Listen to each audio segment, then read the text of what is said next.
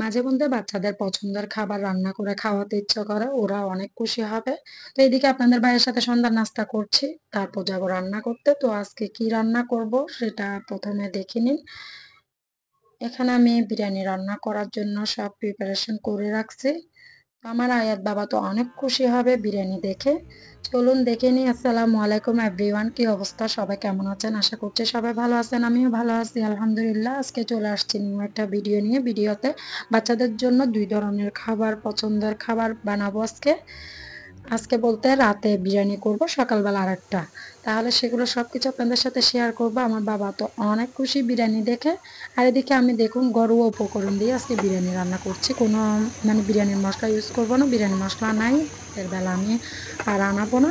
যা আছে তাই দিয়ে রান্না করে খাওয়াবো। তো কেমন হয় সব কিছু আপনাদের সাথে শেয়ার করব। দেখুন এখানে আমি চিকেন আগে ফ্রাই করে মশলার সাথে কষিয়ে ভালো করে তুলে ফেললাম, কারণ ব্রয়লার মুরগি আবার চালের সাথে রান্না করতে গেলে, মানে ভাতের সাথে রান্না করতে গেলে ভেঙে যাবে, সে কারণে আগে মশলার সাথে কষিয়ে তুলে এখন চালগুলো ভালো করে ভেজে নিচ্ছি মশলার সাথে।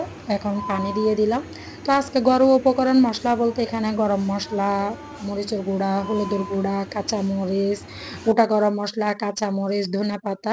আর একটা দেখুন এদিকে আমার ছোট মেয়েটা মোবাইল দেখে দেখে অনেক কিছু বানাতে চেষ্টা করে, এখনো বানাতে চেষ্টা করতেছে। ওর এগুলা দেখে ওকেও একটু ভিডিও করলাম, ও আসলে চেষ্টা করে অনেক কিছু। তো এদিকে প্রায় আমার রান্না হয়ে আসছে বিরিয়ানি। এখন ম্যাজিক মশলা ইউজ করতেছে, এখানে শুধু একটা ম্যাজিক মশলা দিচ্ছি, সাথে গরম মশলা বাসায় ছিল, গরম মশলা, মরিচের গুঁড়া, হলুদের গুঁড়া, গোটা গরম মশলা, লং, এলাচ, দারচিনি, তেজপাতা। তো মশলা বলতে এগুলাই অ্যাড করলাম, এগুলো তো বাসার মধ্যে সবসময় থাকে। তো এগুলা দিয়ে আজকে রান্না করছি, কোনো বিরিয়ানি মশলা দিয়ে রান্না করছি না। মাশাআল্লাহ অনেক ভালো হয়েছে, আয়াত তো অনেক খুশি, খেয়ে অনেক নাম করতেছে, বলছে আম্মু অনেক ভালো হয়েছে। ও অনেক খুশি হয়ে গেছে। আসলে বাচ্চাদের খুশি করার জন্য মাঝে মধ্যে এরকম করা উচিত, সে কারণে ভাবলাম করে খাওয়াই।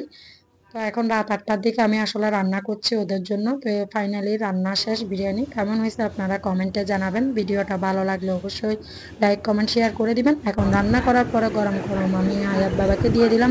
আয়াত বাবা কি বলছে শুনুন। কেমন হয়েছে বলতেছো না? হুম, খেয়ে দেখো। বিসমিল্লাহ বলতে হয় না? এখন বাচ্চারা খাওয়ার পরে আমি খেতে বসলাম, তো নিয়ে নিচ্ছি। এদিকে আপনাদের ভাইয়া খাচ্ছে আর আমি খাচ্ছি। ও আবার সাদা ভাত পছন্দ করে, বিনে নিচ্ছে। আগে সাদা ভাত খাইছে একটু করে, তারপর বিরিয়ানি খাবে 1 চামচ। তো খাওয়ার পরে এটা হচ্ছে সকালবেলা। সকালবেলা ওরা পেন কেক পছন্দ করে, সে কারণে ভাবলাম ওদের জন্য আজকে পেন কেক তৈরি করি। তো এখানে আমি একটা ডিম দিয়ে দেখলাম ওদের জন্য পেন কেক তৈরি করার জন্য। মাশাআল্লাহ অনেক সুন্দর হয়েছে, অনেক মজা হয়েছে। ওরা তো খেয়ে মানে বলতেছে আম্মা আরো বানাও, আরো বানাও। আমি বললাম না আজকে বানাবো না, আবার পরে বানাবো। তো আমি একটা ডিম দিয়ে 6টা পেন কেক বানালাম। তো কেমন হয়েছে পেন কেকটা দেখুন, অসাধারণ হয়েছে আসলে, অনেক মজা হয়েছে। তো আপনারা বাসায় ট্রাই করে দেখবেন। ভিডিওটা কেমন হয়েছে কমেন্টের মাধ্যমে জানাবেন। তো ফাইনালি বানানো শেষ। এখন দেখুন আমি 6টা কেক বানালাম, পেন কেক, একটা ডিম দিয়ে।